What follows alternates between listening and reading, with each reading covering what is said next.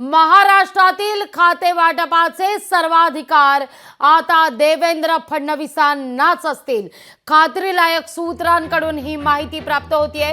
पंतप्रधान नरेंद्र मोदी आणि केंद्रीय गृहमंत्री अमित शहा यांच्याकडून फडणवीसांना सर्वाधिकार बहाल करण्यात आल्याचं कळतंय।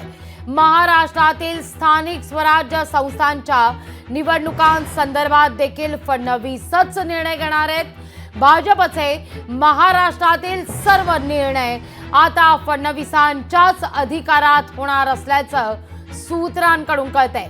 या घडीची सगळ्यात महत्त्वाची ही बातमी आपण पाहतोय।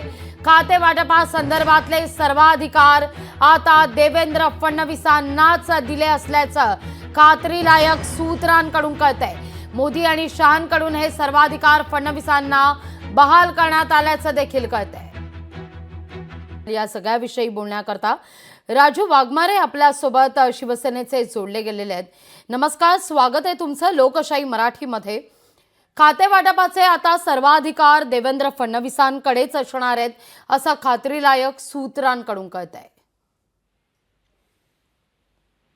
आता मला वाटतं की त्यांचं बीजेपीचं अजून नेता निवडीचं ठरलेलं नाहीये। मला वाटतं उद्या गटनेता निवडतील हो, आणि मग जो गटनेता असेल असं प्रोसिजर असतं की जो गटनेता असतो तो राज्यपालांकडे त्या बाबतीत सरकार स्थापनेचा दावा करू शकतात असं काहीतरी आहे। म्हणजे महायुतीचे तिघे जण करतील। आता ते तुमची जी माहिती आहे की सगळे अधिकार फडणवीस साहेबांना दिलेत, आता याच्याबद्दल आमच्याकडे अजूनपर्यंत तशी काही अधिकृत माहिती आलेली नाहीये।